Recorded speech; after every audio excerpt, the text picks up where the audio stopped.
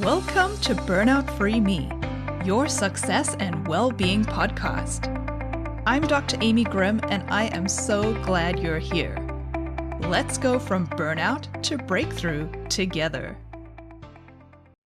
Hello, everyone, and welcome to another very special guest episode of Burnout-Free Me. Today, I am joined by Laura Jurgens. And I am super excited for this conversation because Laura is a relationship and intimacy coach who specializes in desire and arousal. And if you're already feeling a little nervous hearing me say that, stay with me because this is not a conversation about what's wrong with you, okay? Laura, she works with individuals and couples who want to feel more connected to themselves, to their bodies, and to their partners without the shame, the pressure, or turning intimacy into another thing to get right or check off your to-do list. She helps people close desire gaps, release relationship anxiety, build their confidence, and actually learn how to communicate about what they want and need in a way that feels safe and human. And what I really appreciate about Laura's work is that it can be playful and practical and deeply inclusive and trauma-informed and grounded in real science. Laura is also a former university professor with a PhD in biological sciences, and she brings that research background together with body-based and cognitive tools to help people create more ease, pleasure, and connection in their intimate lives. She's also the host of the Desire Gap podcast, where she covers topics such as desire, duty booty, people pleasing, and what happens to intimacy when your nervous system has been running on empty for a long time. So, like I said, I'm really excited to have her here today because this isn't a conversation about fixing yourself. It's about understanding what's actually happening in your body and in your relationships and why you're not broken. My hope is that this episode gives you a little permission to stop judging yourself for something that's actually very human. And it's such an important and often unspoken part of burnout and recovery. And I know so many of you are going to feel really seen in this conversation. So, Laura Jurgens, welcome to Burnout-Free Me. Thank you so much. I'm really glad to be here, Amy. Yeah, I am so excited that you're here with us today because I have so many questions, and I'm sure the listeners are going to have so many interesting follow-up questions because you are a sex coach, and that's something that for some people is still kind of taboo. I feel like our Mhm. society's done a very good job in becoming more open about talking about sex, but for many women that I work with, it's still kind of a icky subject sometimes. Mhm. And I am just so curious, knowing this, how on earth did you get to where you are today? What was that journey like? It's such a good question for me because it's so windy. I had such a windy path. So shout out to everybody else who's had windy paths out there.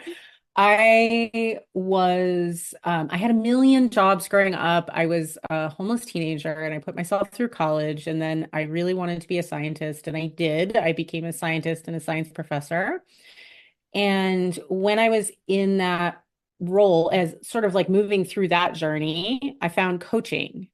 And I had gone to therapy for years and years with very little results, very few Hmm. results. I kind of never really got out of my my own way. I sort of stayed stuck in my own problem and I really didn't get the help I needed. I think nowadays there's more trauma-informed coaching, but there really wasn't back then.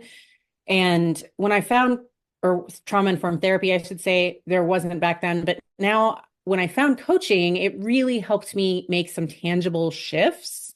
And I was coaching with people around imposter syndrome and being a woman in science. But I loved coaching so much. It made such a rapid, radical impact on my day-to-day life and how I felt about myself that I was Hmm. able to make these huge shifts in my life. And one of the things I realized was that, I had left behind a lot of the imposter syndrome and I actually was embarking on a tenure track position as a science professor without all the burnout of all the people around me who were, it was literally like swimming in a burnout soup. Everybody was burned out, everybody. And you came into the job and they expected you to burn yourself out. That was the standard. If you're not miserable and working 80 hours a week and then like hitting a bottle of wine at the end of the day in order to try to like calm your nervous system, you are somehow failing. But so I couldn't even let people know that I was regulated and not burned out. It's like a secret. But what I realized was, which was really funny, and I was like, hey, come to me if you want any tips. Yeah. What I realized was that I was also running around in this very sort of male-dominated world com with a lot of sexual trauma that I hadn't unpacked. And it Mm. was at a point in my life where I was actually feeling really good and stable, and I could start dealing with that. I had become a coach to try to help other women in science. And I realized that we were all running around desexualizing ourselves completely and like even just pretending that we weren't female in order to try to fit in and trying so hard to be taken seriously. There was so much, on a college campus, there's so much sexual abuse, there's so much assault. And we couldn't talk about any of that. We weren't allowed to talk about any of that because of the institutional restrictions. And Hmm. so when I went on my own journey, my own healing journey to understand my own sexuality, to understand my sexual trauma, to understand relationships, it shifted my entire life so much. It so much benefited my marriage and my relationships to my friends, even my relationships to other people, and my really deeply my relationship to myself that I decided I actually wanted to continue with that certification and start helping people in that realm. And I really realized I wasn't a good fit for academia because it was very rigid and narrow and I had to sort of follow somebody else's rules and that wasn't a great fit for me. So even though I was doing really well and I wasn't burned out, I was like, this is not what I want to do. And I want to help people in the world. And so I just went all in on that and I made a shift into becoming a somatic, which means just like body-based sex and relationship coach. And then I started specializing in desire and arousal, which is what I do now. And it really feels so fulfilling to me. So it's a long story, it's a windy path, but it's been wonderful.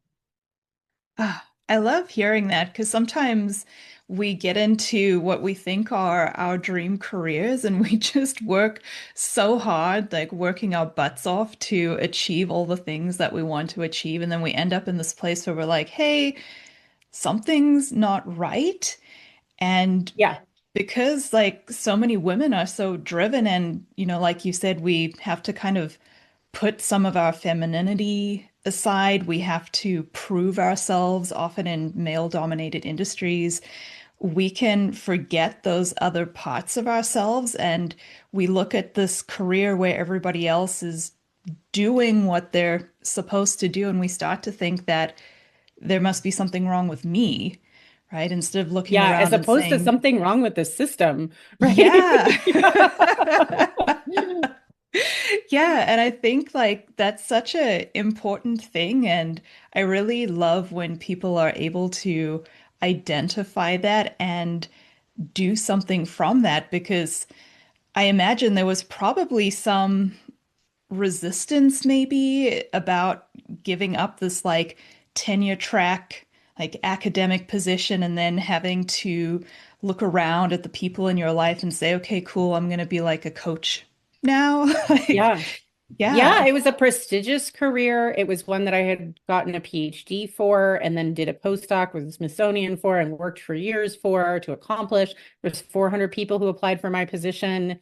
There's one job in your subspecialty that opens in the world every year. And, so Wow. trying to even get that job. So there was a lot of sort of weight stacked on the side of the scale that said stay. I was also making a decent salary for the first time in my life. Mm-hmm. And, coming from homelessness as a kid, that was a really hard thing to change and to go into business for myself. Mm-hmm. So there was a lot of self-trust that I had to rely on, but it was also just so clear to me that it wasn't a good fit. I was chafing at the Mm-hmm. bit. Every single day I was going in saying, okay, yes, I can do this job. I can do it very well, but I kind of want to burn it all down. So it's one of those things where I mean, some of my more difficult experiences in life have also helped me, I think, in a lot of ways, kind of buck the trends. And I Mm-hmm. don't, when we're kids, people are like, what do you want to be when you grow up? And you're supposed to have, it almost feels like you're supposed to have one answer. Like, and Yeah. and when you pick it, you're supposed to like stick with it somehow. Mm-hmm. But why? Why? Why not just Yeah. continuously reinvent yourself and do things that feel more like you? I'm so glad I made this change. And, to be honest, it was really hard for me to leave those things and leave that security. But even when I did, and when I told my boss, who'd been like a tenured faculty member for years, and he said, good for you. I wish I had the guts to do that years ago. Like literally all of the professors were congratulating me on getting out. That's how Wow. bad this situation is.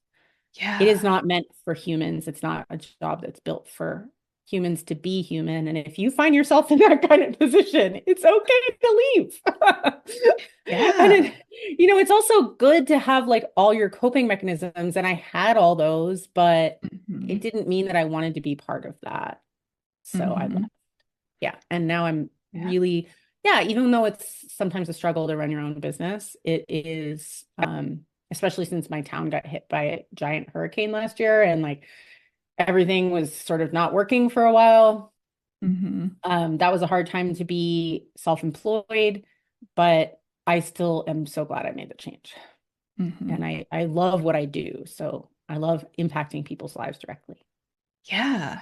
Yeah. And I think like that's just such a big awakening, especially for women who are now, like mid 30s, 40s. Like we're finally coming out of that stage of being mostly like under our parents' control. And then we're adults, but our brains are still developing. And now many of us get to this point in our lives where we're like, okay, wait, who am I doing this for?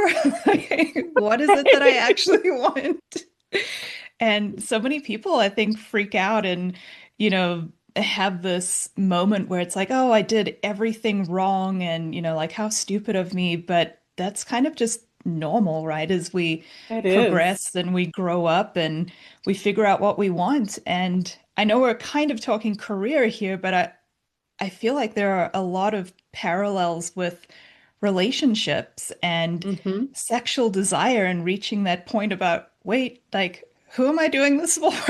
Like, Exactly. That's such a good yeah. question, Amy. And that is a question that many people have never asked themselves. And Hmm. then they wonder why they don't want to be doing it anymore. And Yeah. a lot of times it's because it's the same kind of thing. It's like you're not really doing it for yourself. Hmm. And it's not about your own pleasure. It's about, there can be a whole litany of things, but a lot of times people get Hmm. stuck in, I have to have sex in order to maintain my relationship, or because Hmm. I'm supposed to, or because my partner wants to. Hmm.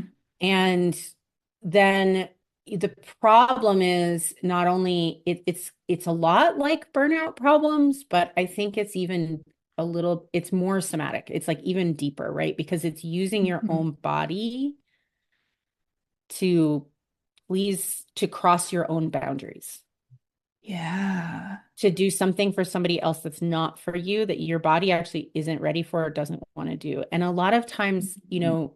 you mentioned that people are more open now about talking about sex, but I actually feel like that's not really happened yet. I don't think that shift. I think there's starting to be a conversation, but what I Mhm. hear from a lot of really, and this was me. I was a very deeply feminist woman who Mhm. didn't know at all how much I had internalized Mhm.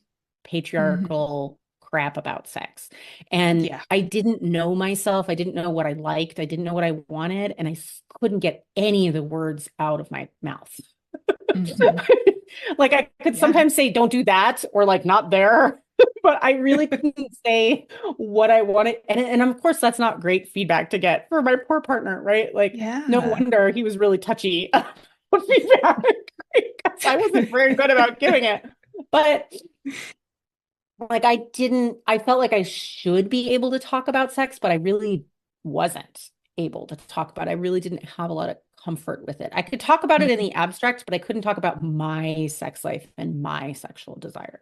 Mhm. So I do think it's really hard for a lot of people, and I want to normalize that if it's hard for you, Mhm. that that there's nothing about our culture that's that would prepare you to do that.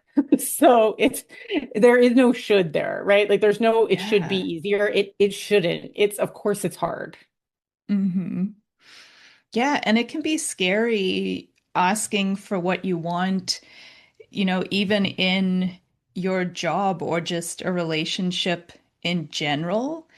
And it Yep. feels even more scary asking for what you want in a sexual way. Like for some people, it can be absolutely terrifying or mind-boggling that, I can even do that. Like I can ask for what I Yeah. And want. a lot of people haven't even asked themselves what they want, so they don't know. Mm, And sometimes we do know, and we're not saying, you know that you mhm, need a lot more time in warm up, right? You know that your body's not ready for like penis and vagina penetrative sex, and yet you're kind of going along with it, or mhm, heaven forbid, you're doing the like waiting for it to be over, mm, because that will tank your libido faster than anything else in the world. If you are doing toleration sex, like tolerating sex, yeah, it's gonna go away. Your body's gonna shut down, unfortunately. But yeah. it's really hard to even know what we want because most Mhm, of us haven't really been given the space or the education to understand the incredible variety of what's normal, and that most of what we want is actually emotional.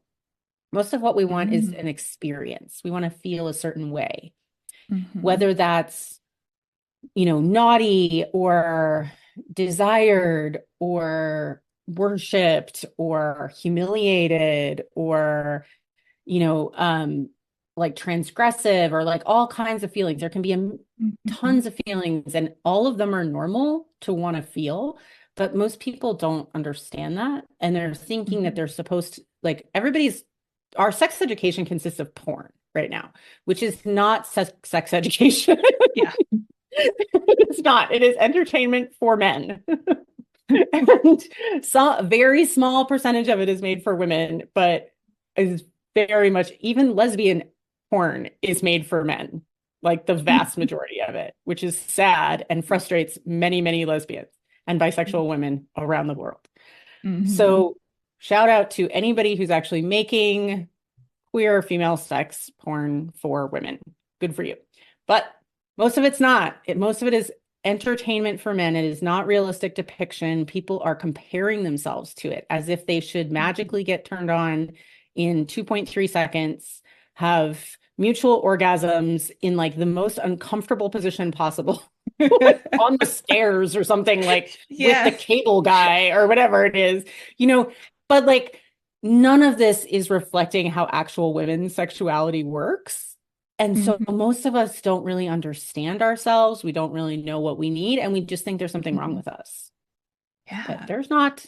There's not something wrong with you. There's something wrong with the society and the culture. So when somebody is coming to you because they see a problem in their either sexual relationship, intimacy, desire, what is like a place that you tend to start with people? Um, Mm. like what's a good Mhm. foundation? Yeah. The place I start with everyone is attuning to yourself.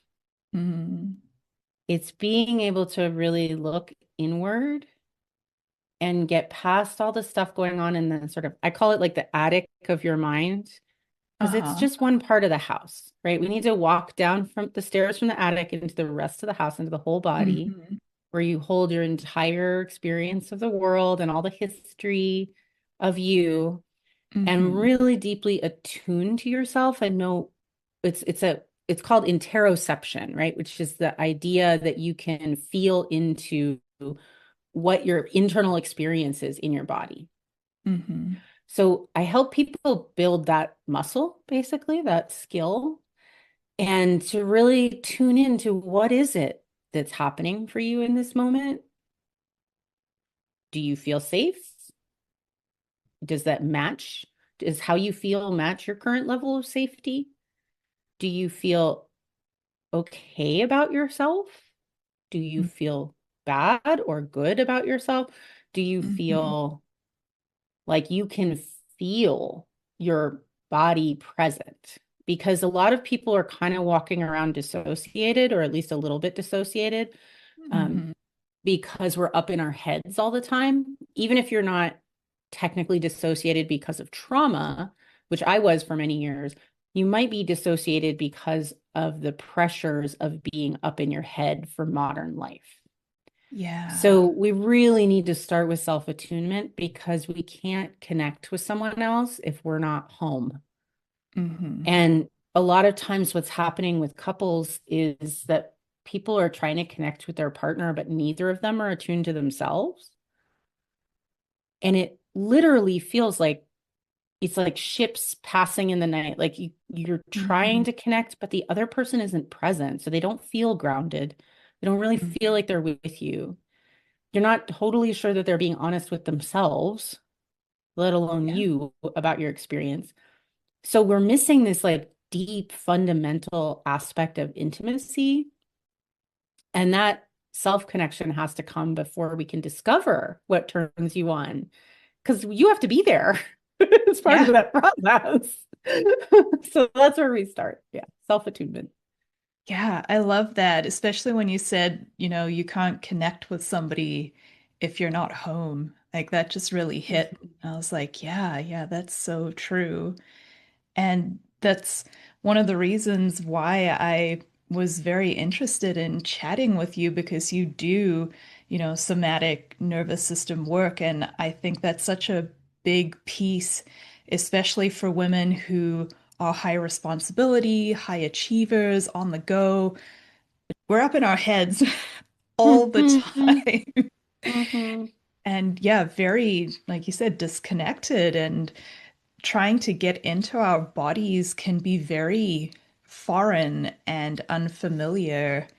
And in some cases, Yeah, scary also, sometimes. yeah, and like overridden by, just the shoulds, right? You already Hmm. kind of touched on this before, but like those cultural messages and, what does it mean to be a good partner or to perform sexually or whatever kinds of shoulds you're putting on yourself. And I think that like it quietly trains us to abandon ourselves, like sexually and Absolutely. in other areas of our life. Yeah, And I'm, emotionally, for hmm sure. yeah, and I'm Yep. curious if you can speak to that and also um, the possibility to rebuild that sort of connection and desire after years of this obligation-based intimacy that you were describing earlier, because Hmm. I think it's so easy to fall into that trap of like a good partner, a good spouse, a good wife, whatever that label is, and Yeah. set your own needs aside. Yeah. Yeah. It's a really easy trap to fall into. The world tries to get us to do it because it benefits everybody else in some way, except it doesn't. It seems like it benefits other people. And at the end of the day, I think the people it benefits the most are the people making money off of our labor, Mm, and the people who are selling us stuff, like stuff to soothe us after we have burned ourselves out, like, mm, your Dove bars and your spa like days or whatever it is, right? The stuff, but it doesn't benefit our actual family. It doesn't benefit our partner for us not to be emotionally present with ourselves. It really doesn't benefit our kids for us to be running around trying to make sure they have matching socks, but not actually and showing up with the model of what it looks like to be truly connected to yourself. mm, Because kids don't learn from what we say, they learn from what we do. And they're watching everything and they're noticing. If mom's just burning herself out and running herself into the ground, that's what I'm supposed to do when I grow up, right? That's what they're learning. And I know yeah. this is like, that sounds really harsh if you're a parent, and I'm sorry, but it's the truth. And it doesn't do any good to protect you from the truth so that you can just keep like, burning yourself out anymore. And I think Mhm, the thing is, like, it can be really scary to think about even slowing down and connecting with yourself and knowing what you want because you're kind of sure that there's a bunch of shit you have that you don't want. And it's like scary to connect with yourself because you feel like I'm gonna have to, like, almost like me at the university, right? Like I'm gonna have to burn it all down. Like, well, you don't actually have to burn it all down, but like you do need to like people are afraid, I think, of their own discernment, that there's stuff that mm, they don't want in their life. I don't want to do this anymore. And if I stop and slow down, I'm going to notice how much I don't want to do it anymore. mm, And then I'm going to have hard conversations with people, or I'm going to have to make decisions. And yeah, maybe that's true, but I can promise on the other side, it's still going to be way more fun than what you're dealing with now. And yes, reconnecting with your own authentic self, your desires, who you are, it's very different than being performative.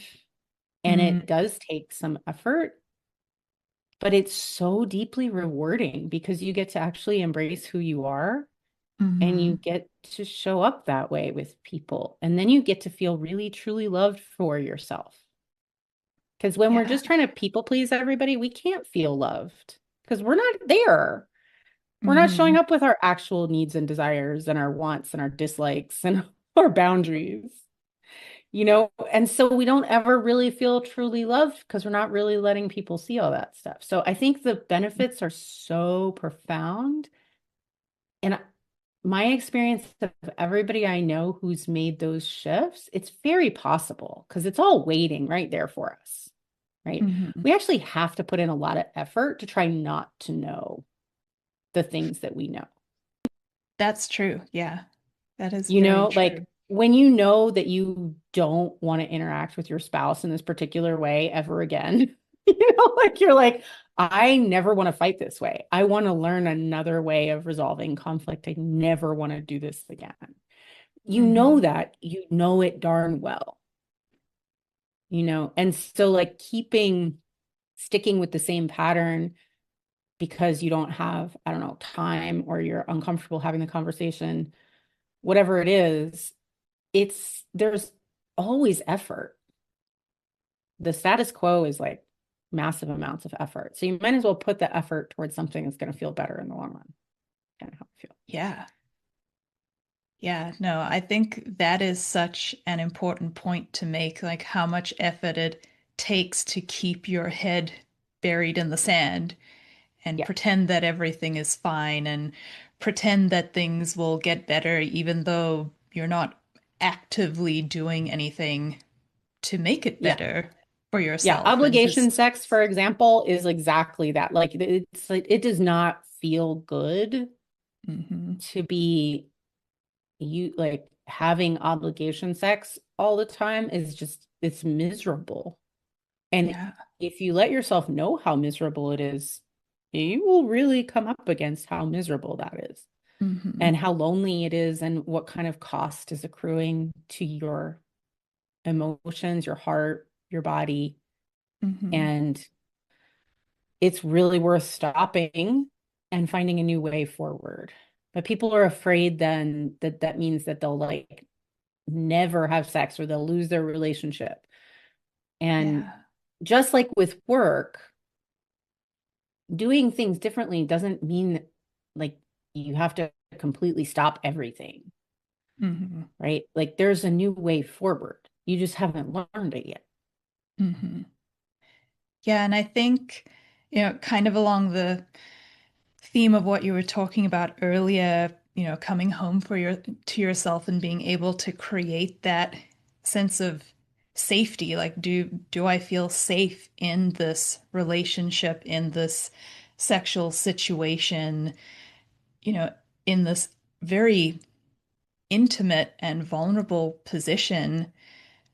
I'm curious with the people that you're working with, like what is a tool or one way that couples can start having, safer or more honest conversations about intimacy, because that can be terrifying in and of itself. And then also Yeah. without it becoming a bigger, issue like blowing up into a conflict, because I think that's what so many people are afraid of. Yeah. Absolutely. And I actually have a whole podcast episode about like when and how to talk to your partner about sex. And I talk about it pretty regularly because it's so normal that people are afraid of it. It's really common. A lot of couples don't talk about it at all. They feel like when they have talked about it, it's always, blown up in some way.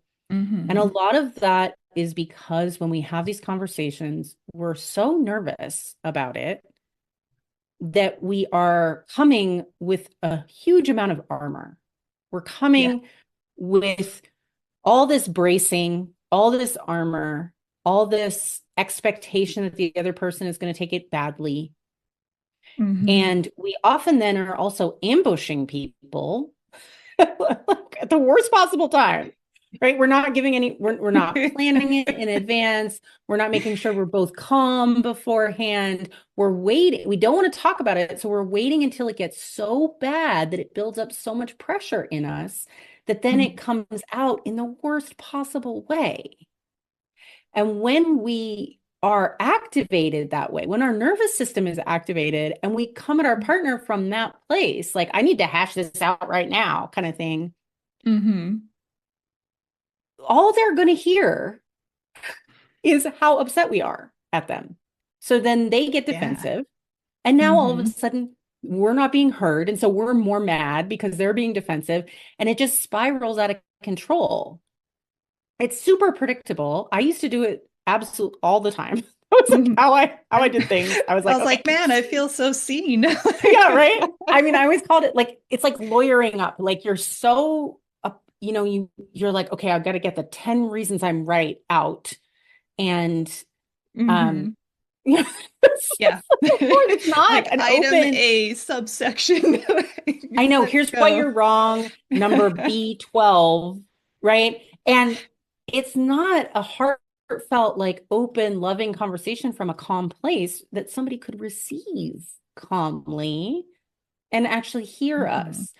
So much of the time we're kind of pretending like the words we say are what matter. They're Mm. not.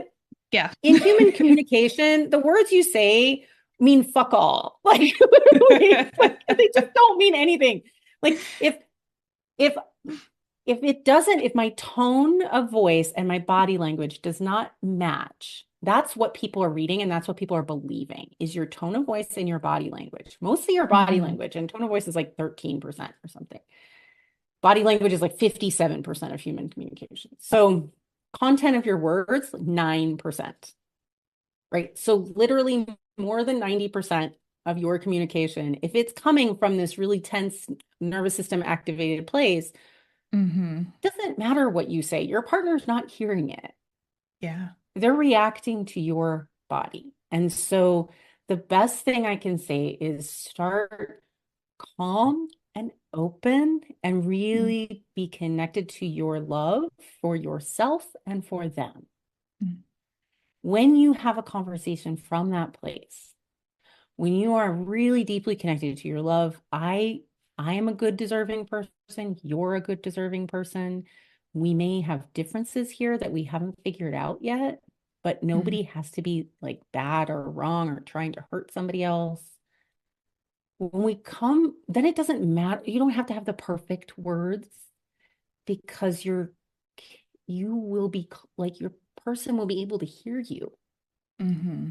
If you say, "Hey, babe, I'd really like to schedule a time when we can talk about our sex life," and you give them, you don't ambush them, right? Like, have a time and just say, "I want this to be really like a lovely, connected conversation. Let's just both, start really like chill and let's just talk about what we Mm-hmm. want."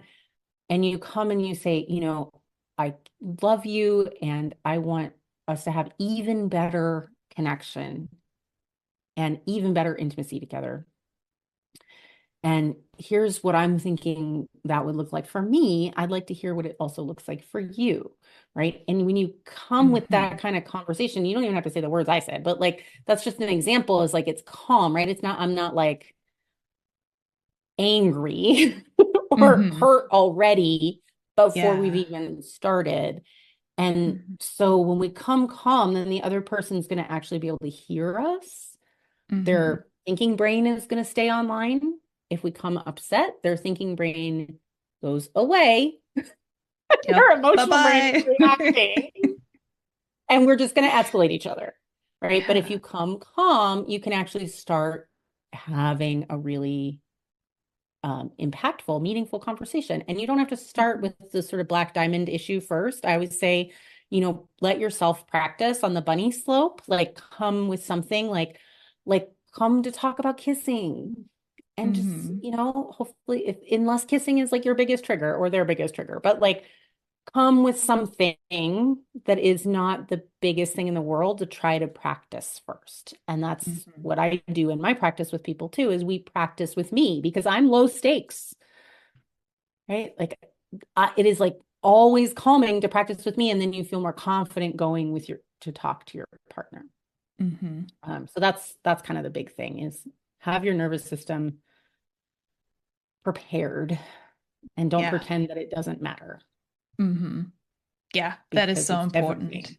Mhm. Yeah, It's being able everything. to Yeah. regulate. Yeah, and like you said, coming with that calmness and that openness. And I think it also allows you to really anchor in the thought that, it's me and my partner against the problem.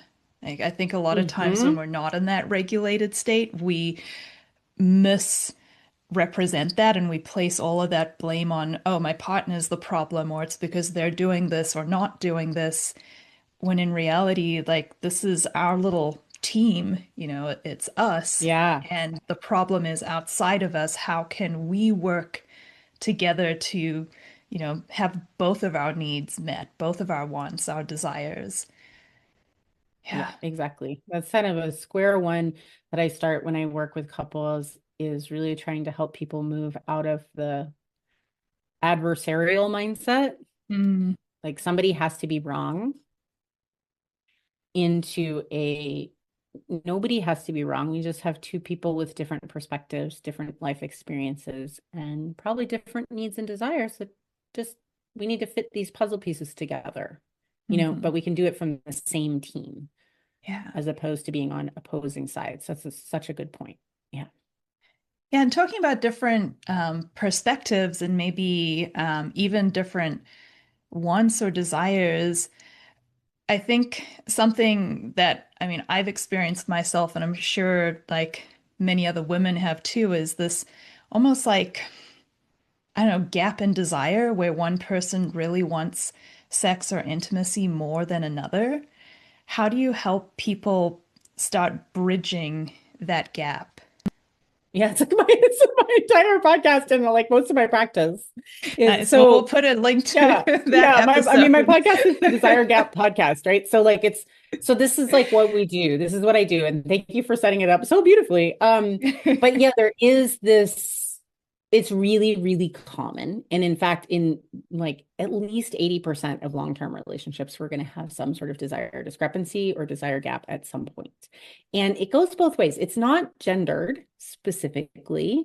There can be Mhm. trends based on gender socialization. So, like how boys are socialized versus how girls are socialized around sexuality Mhm.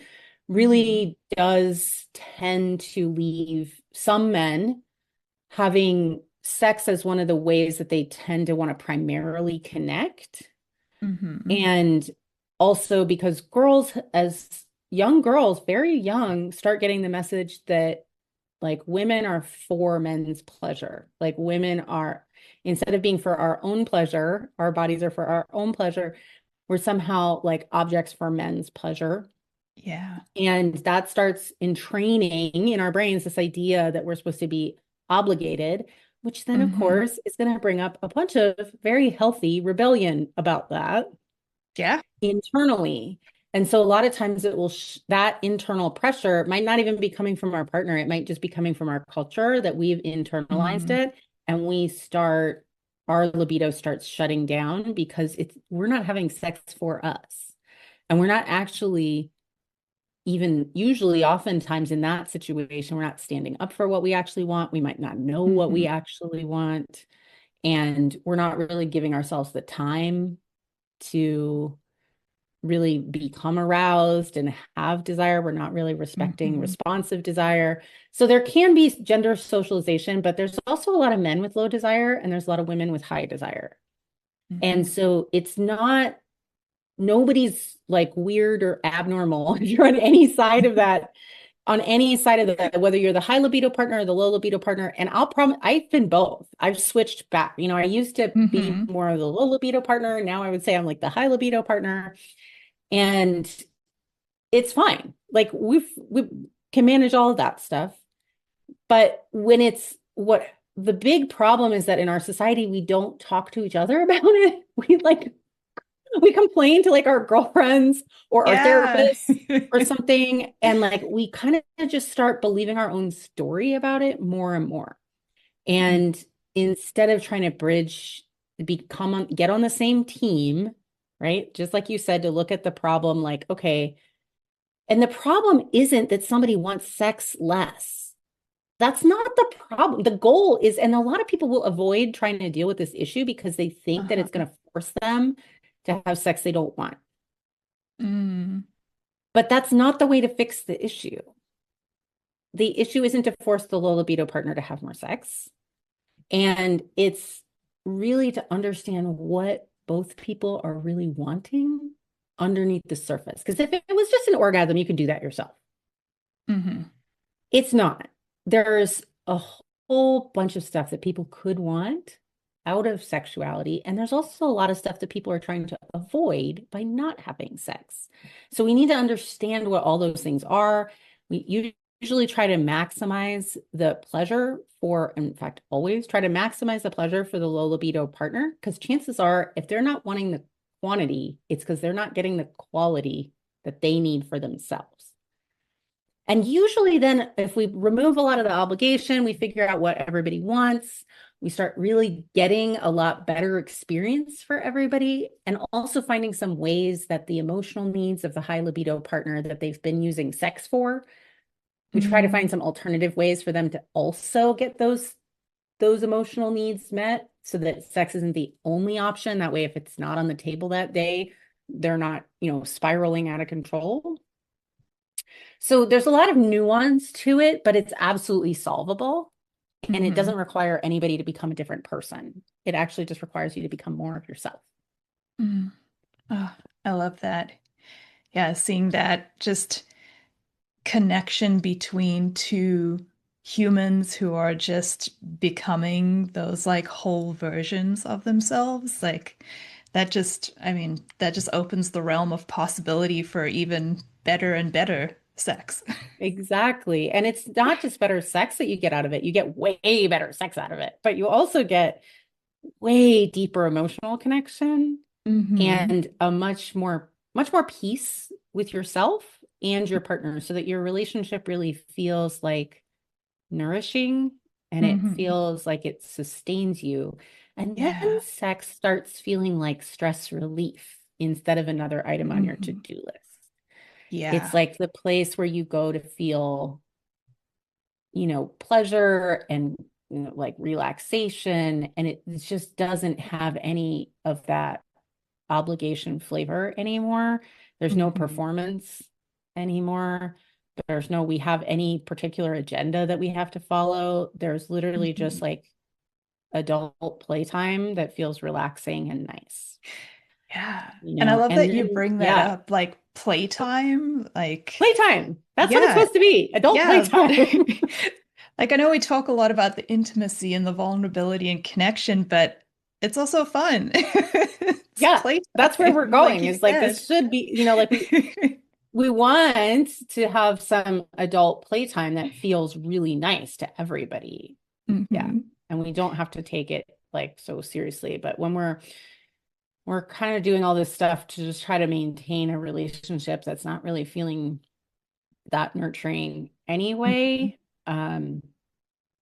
it does feel like a slog and it's hard to imagine it feeling a lot better.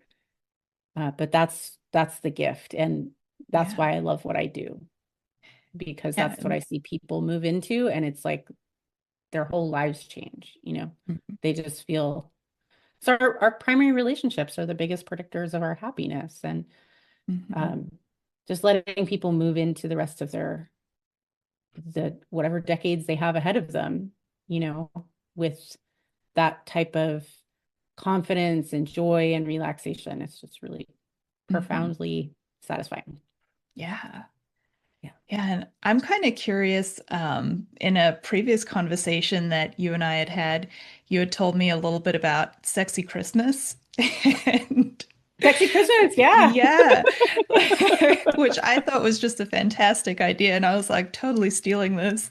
But when we're Yeah, please, thinking more everybody steal about the it. like the fun and the exploration and the adult Uh-huh. playtime, like what are some other like fun ideas that, you have for people? Because, sometimes like stepping into this new realm of sexual awareness and exploration, you don't even know what you don't know.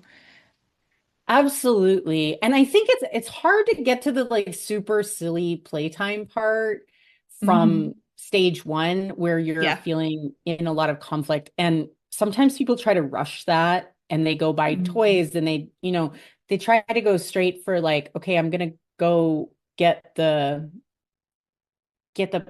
play stuff, but I haven't really figured out how to play. I haven't figured out how to relax and feel Hmm. safe enough to really play.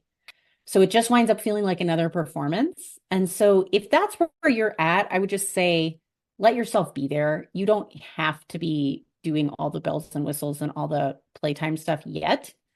Hmm. But maybe even just starting to consider what would feel fun. Like just ask the question. Like if you could rewrite everything about sex for yourself and it didn't have to have any particular ending, it didn't have to have any particular beginning. Like you get to rewrite the entire story. What would be the most fun way for you to write that story? Right? How would you start? What would what would it look like? Would it be like an energy? Would it be a flirty look across the room? What would the setting be? What would your outfits be? You get to choose everything about it. Figure out, what do you get to feel on this adventure? Right? I think the play times that are the best are when people feel really uninhibited about what they get to ask for and who they get to be. Hmm. And so really thinking about, well, who do you want to be? You don't need all the bells and whistles. Okay, for a sexy Christmas, I definitely have bells. I have bells on my socks.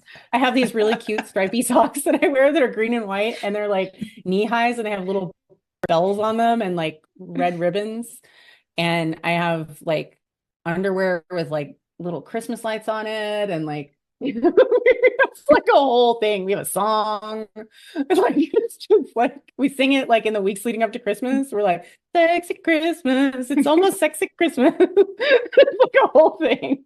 But like, but like, come up with like whatever it is for you, right? Like what is that's just like one silly little thing. But like let yourself kind of dream up your own adventure and you'll learn more about yourself through that. Like play is how all mammals learn, right? That's what it's for. And so it's one of the ways you can learn about yourself and what feels good to you. And it could be playing with different sensations. It could be playing with temperature. It could be playing with roles, but it doesn't have to be role play, right? You don't have to do anything traditional. I would say, just watch out for some of the sort of if anything feels bad or feels like it's a supposed to, that's a red flag, right? If you're trying to play, but it feels like you're playing a standard gender role and that doesn't feel good to you, then notice that it doesn't feel good, right? This is where the self-attunement is always square one. Mhm. Thank you so much for sharing all of that. That was just such a beautiful way to kind of come full circle and right My back to, pleasure. I yeah. wanted to make sure you also got the sexy Christmas song in case you want to sing it and for yourself and add some verses. You can share them with me next year. Totally. Just build from there. Exactly. Oh, I love it. I'm crying here. Uh, well, Laura Jurgens, thank you so much for sharing and being so open and really hitting on, I think, so many points that women, and I mean, honestly, not only women, but people in general can just really connect with and identify with. And I would love it if you would share, if people want to find you, like how can they do that? How can they listen to the podcast, and connect? Yeah, absolutely. So I'm really easy to find as long as you spell my last name right. So it's Laura Jurgens, JURGENS.com is my website. And there's my blog is on there. There's also a link to the podcast on there. The podcast is the Desire Gap podcast, and you can find it anywhere you consume podcasts, Apple, Spotify, you name it. And so those are the easiest ways to find me. And you can also find me slightly lurking on Facebook and Instagram, but I'm not there very often. I'm mostly at the podcast and the blog. People can reach out to me through all those channels. Oh, thank you so much. I'll make sure to include those all in the show Thanks so notes. much for And having me, Amy. This is so yeah, fun. It's always so fun to talk with you, and I'm so excited about what you offer to people. Um, Man, it's just been my absolute pleasure and honor to be here. thank you.